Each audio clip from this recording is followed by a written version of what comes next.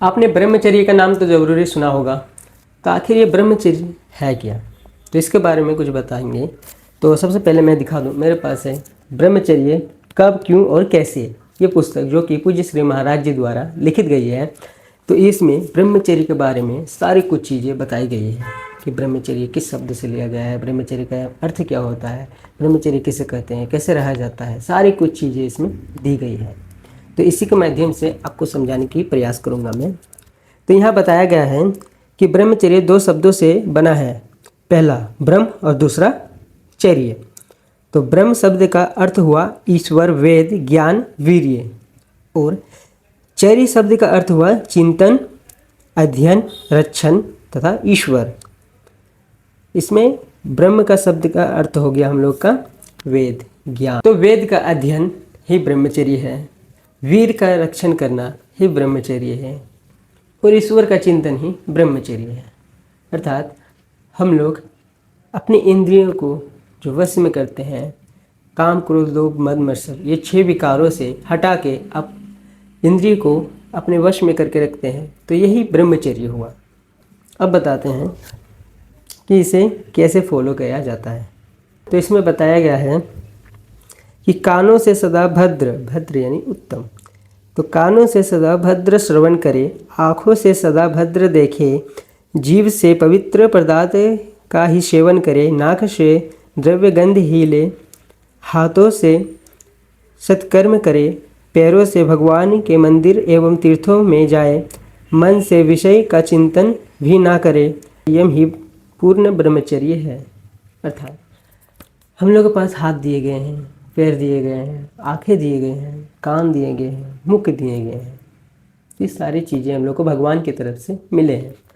तो अगर हम लोग आँखों का प्रयोग भगवान के दर्शन में लगाएंगे, कुछ अच्छी वस्तु को देखने में लगाएंगे, तो ये भी ब्रह्मचर्य हुआ। और इसी को हम लोग अगर गंदी बात में देखेंगे, गंदी वीडियो देखेंगे, अश्लीलता देखेंगे, नग्नता देखेंगे किसी की, तो ये हम लोग के लिए पाप हुआ। तो ये ही ब्रह्मचर्य में हम लोग को अपने इंद्रिय को संयम में लाना पड़ता है, जिससे हम लोग ना ही बुरा देखेंगे, ना ही बुरा दिखाएंगे। अब उसके बाद आया श्रवण। श्रवण से हम लोग अच्छा बातें सुनेंगे, भगवान की कथा सुनेंगे, सतलीला का चर्चा करेंगे, तो इसी सब से हम लोग ब्रह्मचर्य रह पाएंगे। हाथों से अपना सत्कर्म करेंगे, किसी की मदद करेंगे, भलाई करेंगे, और पैरों से मंदिर, तीर्थ आदि जाएंगे। तो अगर अपने शरीर को, अपने बॉडी को भगवान को समर्पण कीजिएगा, भगवान की सेवा में लगाइएगा, तो ये असली ब्रह्मचर्य हुआ। ब्रह्मचर्य ही जीवन है और वीर्यनाश ही मृत्यु। अर्थात आजकल के बच्चे जितने भी हो रहे हैं या युवा हैं, ये ब्रह्मचर्य को खिलवाड़ समझ रहे हैं, ब्रह्मचर्य को मनोरंजन समझ रहे हैं, वीर्यनाश पे तुले हुए हैं। एक दिन में 3-3, 4-4 बार हस्तमैथुन करते रहते हैं, गंदी वीडियो देखते रहते हैं, अश्लीलता देखते रहते हैं। इससे ब्रह्मचर्य नाश होता है, वीर्य नाश हो जाता है। और इसमें बताया गया है कि ब्रह्मचर्य ही जीवन है और वीर्य नाश ही मृत्यु।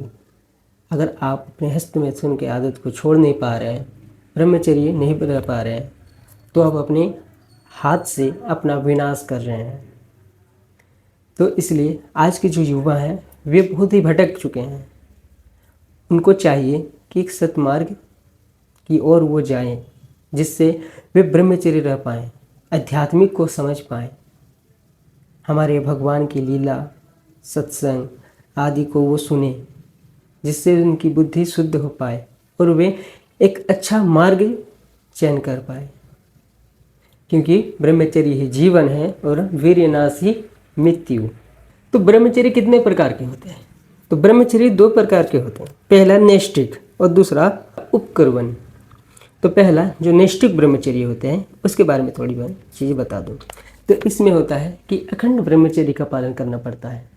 आपको शुरू से लेकर मृत्यु आने तक आपको पूर्ण ब्रह्मचर्य का पालन करना पड़ता है, ब्रह्मचर्य से रहना पड़ता है, खान पान शुद्ध करके रखनी पड़ती है, अपने इंद्रियों को समेट के रखना पड़ता है, अपने भोग विलासना को दूर रहना पड़ता है, और अपने शरीर की ऊर्जा को बचाए रखना पड़ता है। दूसरा है उपकरवान ब्रह्मचर्य। तो इसमें भी 3 कैटेगरी में बताया गया है, कनिष्ठ, मध्यम और उत्तम। कनिष्ठ ब्रह्मचर्य, तो कनिष्ठ ब्रह्मचर्य 24 वर्ष पर्यंत जितेंद्रिय तत्व धारण करता है और इतने काल तक वेदों का अध्ययन करता है। अर्थात इसमें बताया गया है जो कनिष्ठ ब्रह्मचर्य होते हैं, तो कनिष्ठ ब्रह्मचर्य में आपको 24 साल तक, 24 वर्ष तक आपको ब्रह्मचर्य का पालन करना पड़ता है, वेदों का अध्ययन करना पड़ता है, अपने इंद्रियों को एकाग्र करना पड़ता है, अपने काम, क्रोध, लोभ, मद, मत्सर, ये 6 विकारों से आपको रोज लड़ना पड़ता है। उसके बाद आप गृहस्थ में जा सकते हैं, आप विवाह कर सकते हैं 24 वर्ष के बाद। तो 24 वर्ष का ब्रह्मचर्य का जो पालन करता है वो कनिष्ठ ब्रह्मचर्य कहलाता है, और जब ये सिद्ध हो जाता है तो इसे ही वासु ब्रह्मचर्य कहा जाता है। दूसरा है मध्यम ब्रह्मचर्य। तो इसके बारे में थोड़ा मैं बता देता हूँ। मध्यम ब्रह्मचर्य वो है जो एक निर्धारित काल तक ब्रह्मचर्य का पालन करता है, यानी 44 वर्षों तक ब्रह्मचर्य व्रत का पालन करता है।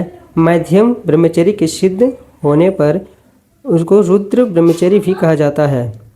अर्थात इसका मतलब हुआ कि मध्य ब्रह्मचर्य जो पालन करते हैं वे 44 वर्ष तक, यानी 44 वर्ष तक, ईयर्स तक आपको पालन करना पड़ता है। उससे क्या होता है कि आपका जो वह सिद्ध हो जाता है तो उसे ही रुद्र ब्रह्मचर्य कहा जाता है। यह भी एक नियमित समय तक भी ब्रह्मचर्य है। इसके बाद अगर आप गृहस्थ जाना चाहते हैं तो आप गृहस्थी में आ सकते हैं, विवाह कर सकते हैं। और तीसरा है उत्तम ब्रह्मचर्य। उत्तम ब्रह्मचर्य वो होता है जो जीवन भर पूर्ण निष्ठा और संकल्प के साथ ब्रह्मचर्य का पालन करता है। ऐसे ब्रह्मचर्य आत्मसंयम, तप, विवेक और साधना के मार्ग पर अड़िग रहता है। उत्तम ब्रह्मचर्य 48 वर्षों तक या आजीवन ब्रह्मचर्य व्रत का पालन करके नियम पूर्वक साधना करता है।